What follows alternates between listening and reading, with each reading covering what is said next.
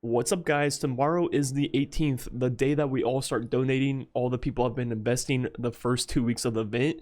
So now that we're going to all be donating a lot next week and in the future weeks, that means we will be completing a lot of Timelost bounties and which ones are the most important to do, which weapons are the best to go after right now, and make sure you have them before next season when we will no longer be able to get these weapons. So in this video, I'll be breaking down the top 5 Timelost bounties to get this season for PvE before this leaves. And after that, I will also be breaking down the best way to donate. Just like there were different strategies to invest, there's going to be a lot of different strategies to actually donate itself. And depending on what you want, if you want max donation, if you want max shards back, there's going to be different methods of going about it. So before we get into the top 5 list, one thing I want to make clear is for all the Timelost bounty weapons, you can usually hold 4 of them, which is nice, and you want to pick up all 4 before you start donating.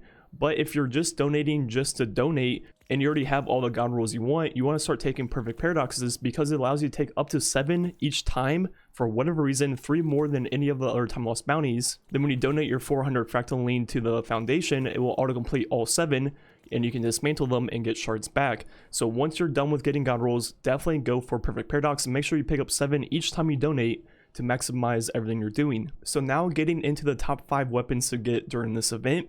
Number 5 will be the Trophy Hunter, which is the 72 RPM sniper rifle that comes with vorpal weapon, then also triple tap, and that is pretty much the god roll for PvE. You will also want a mag increase in the middle column. I do not have it, so I can use backup mag to get up to 4 shots anyways, but you want 4 in the mag anyways, that way you can use boss spec and get extra 7% more damage. And the reason I'm putting this one on the list is not because it's necessarily great right now. It's pretty good if you're a solo player. Vorpal weapons is 15%, which is better than nothing. Obviously something like Fireline, which is going to be like 22-23%, will be better if you have fire team members near you, but for a solo player this is pretty good. And I actually think 72 RPM snipers or vorpal weapons will get a buff in the future, so it's definitely worth picking this up now and making sure you have it for when that buff actually goes live. At the number 4 spot, we're going to have Perfect Paradox, which is going to be a 140 RPM shotgun rapid fire frame, which is pretty much the best type of shotgun for PvE.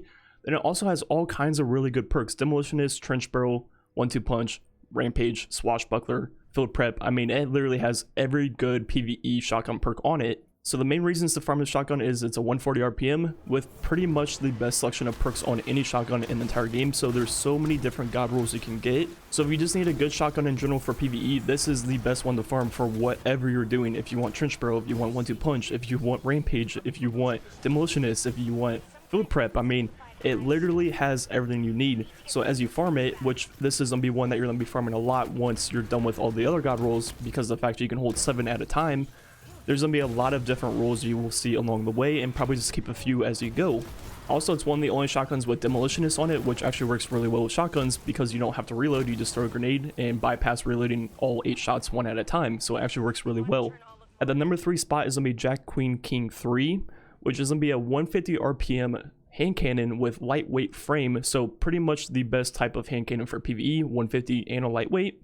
Then it also, just like the previous weapon, has some of the best perks for hand cannons in the game. The 2 main god rolls are going to be Dragonfly plus Demolitionist or Subsistence, then Rampage or Swashbuckler depending on which you prefer, plus Subsistence and Demolitionist once again. If you can't tell, I'm a huge fan of Demolitionist because it's pretty much a reload perk that also does a little bit more utility by getting your grenade back a little bit quicker, and plus you don't have to reload, so it's pretty much just a better reload perk. And you pair that with Dragonfly or Rampage and you have a really good hand cannon. So depending on if you're just fighting groups of red bars, you want to use Dragonfly. If you're fighting things with a little bit more health, you might want to go with Rampage or Swashbuckler depending on which one you prefer.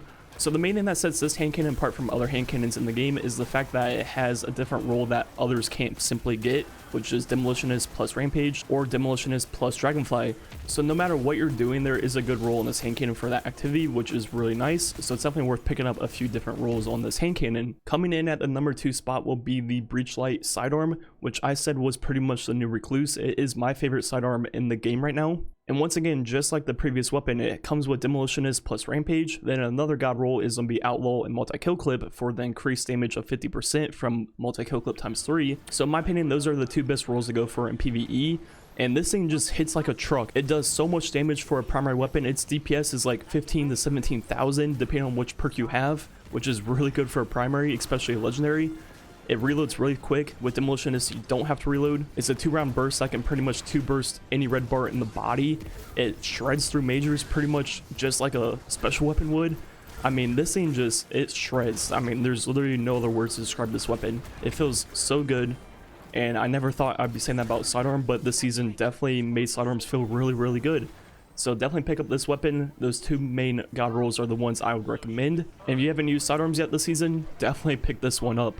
And finally, at the number 1 spot, we have Martyr's Retribution, which is going to be a grenade launcher that's not like any other grenade launcher in the game. Its intrinsic perk is Wave Frame, which pretty much says it shoots thermite grenades, which is awesome. So unlike all the other weapons on this list that usually just have a different perk that other weapons can't get, this is simply not like any other grenade launcher in the game. There's literally nothing else like it. Even though it's a grenade launcher, you pretty much treat it like a thermite grenade and you shoot it at the ground right in front of enemies, and it is one of the best group activator weapons in the game. It's pretty much right up there with Loaded Question, so it pretty much has the power of a ritual / pinnacle weapon, but it's not a ritual or pinnacle weapon. So it's definitely worth picking up. It is the most unique weapon they added this entire season. There's literally nothing else in the game, so if you miss out on it, there might not be another one like it for a long time. Unlike the other weapons on the list where there are other weapons like it, just maybe without a perk, this is the only one like this, so definitely get this weapon now. Now we're going to go ahead and get into the part of how to donate the best during the actual event. Just like there were different ways of investing, there's going to be a lot of different ways of donating that optimize different things. For example, total donation, total shards, total perfect paradoxes, or whatever. And all three of these methods will be assuming that we're going to be taking 7 perfect paradoxes every single time we turn in 400 Fractaline. So we're optimizing our Timelost bounties. And based off this reply Destiny of the Game, aka Bungie, gave on Twitter, we should be able to donate the next 3 weeks no matter if we complete the event this week or the next week. So no matter what, there should be 3 more weeks of the event that we'll be able to donate all 3 weeks. So given all that information, we're going to be using my Resonance power rank of 87,300 to start off. And the first method will be to just donate all 3 weeks. And this one is the most straightforward. With my Resonance power rank of 87,300, I will be getting that much Fractaline all 3 weeks, times that by 3, and I'll end up donating 261,900 total Fractaline throughout the event, which also means I'll be able to pull 4,583 perfect paradoxes. And if I break down all those perfect paradoxes, I will also get 18,333 legendary shards back. So that is actually pretty good, but let's start optimizing these different methods quite a bit. So what happens if we reinvest in our week and don't start donating until the week of the 25th? So on the week of the 18th, we'll take our Resonance power rank of 87,300, and instead of donating it, we will reinvest it back into different obelisks, which means for the 4th and 5th week, our Resonance power rank will be now 130,950. So we then donate that for the last 2 weeks, which means we'll end up donating the exact same amount as the previous method of 261,900 throughout the entire event. And because of that, we will also be getting that 4,583 perfect paradoxes, but this time we will be getting more total shards at 20,079 because of the fact that not only are we getting shards from our perfect paradoxes, the first week when we reinvest back into the obelisk, each rank up will give us 1 legendary item, which will then break down for 4 shards each time. So that is where that extra 2,000 is coming from. So this time, unlike the previous method, we will also be getting 436 total obelisk rank ups while doing this method, which means 436 chances at the God Roll Last Hope and things like that. Now moving on to pretty much the final method, which is going to be donating all 3 weeks, but reinvesting your legendary shards each week. So we do that for the first week. So what this means is we're going to take our Resonance power rank of 87,300 on week 1 and buy perfect paradoxes and break them down as we go. So we're still going to be donating it just like the first example, but now we're going to take those shards we get from breaking down all the perfect paradoxes, then buy light fused Fractaline with that by using Spider, then taking those 2 different obelisks, ranking those up, and increasing our Resonance power rank for the second week, which means our Resonance power rank for the second and third week that we're going to be donating is going to be 121,250. So the first week it's going to be that 87,000, then the second and third week it's going to be 121,000. So that means a total donation of 329,800 Fractaline throughout the entire event. So now our total donation has gone up quite a bit. Our total amount of perfect paradoxes we'll pull throughout the event will also go up to 5,771, but our shards actually won't even go down that much compared to just donating, which might sound kind of confusing because of the fact that we're reinvesting our shards the first week.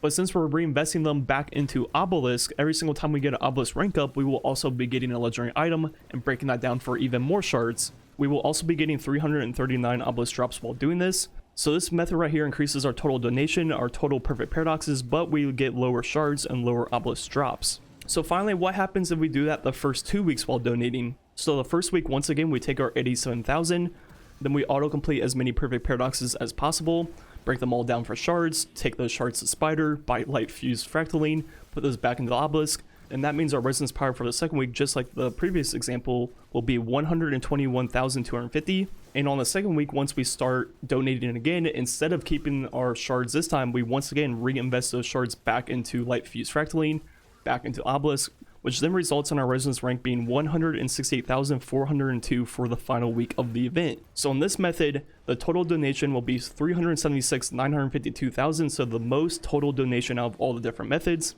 We will also get the most perfect paradoxes at 6,596, and we will still be getting 15,032 total legendary shards, which actually isn't that much lower than any of the other methods. But we also have the most obelisk drops at 811. So there's a lot of stuff going on there. If you're lazy, just donate all 3 weeks. Make sure you take perfect paradoxes, break them down, and keep the shards, and you're good to go.